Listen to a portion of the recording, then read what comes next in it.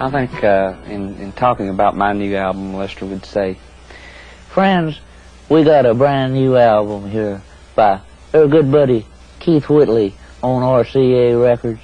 Goodness gracious, it's good.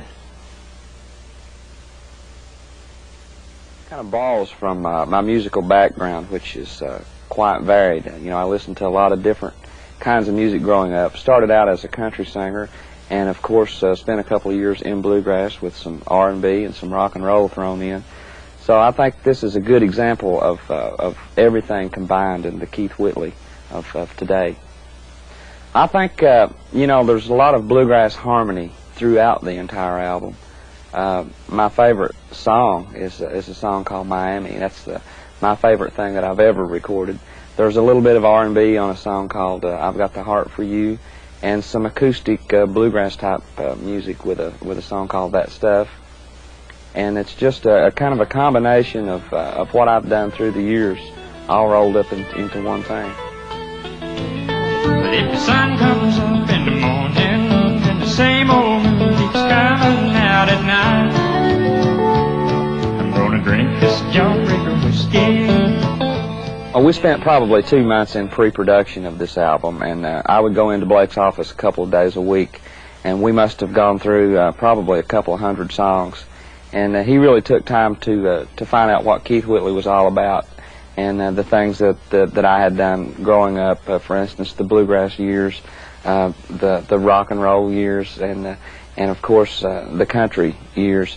And I think the album wound up being a real good example of what Keith Whitley's all about. When I came to Nashville, I really didn't have any intentions of being a writer. I came to town to be an artist. So it's really funny that my writing career has taken off actually before my recording career. I signed with Tree in September of '84, and during that time I was on a promotional tour for some of my singles. So I didn't actually start writing until probably late spring of '85. And since that time I've had 4 cuts, and one of the cuts being a single for Alabama. So the writing career has kind of snowballed. Well, the song, which is my next single, Miami, Miami, was written by Dean Dillon, Hank Cochran, and Royce Porter. The minute I heard that song, it's just like it just blew me away. We were sitting in Blake's office, and he called Dean Dillon, and he said, "Dean, I need a hit for Keith Whitley." And at that time, the song hadn't even been demoed or anything, and Dean just picked up my guitar and sang it, and it just blew me away. And I don't know, it's just a combination of the lyrics of the song, the melody, and then I think the bluegrass type harmony that we used, and then the contemporary sound of the guitar, just all the ingredients together. I just, as I say, the song just blew me away from the start, and it's my favorite thing that I've ever recorded.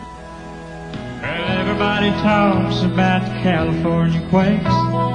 First time I ever felt their sea was in Miami.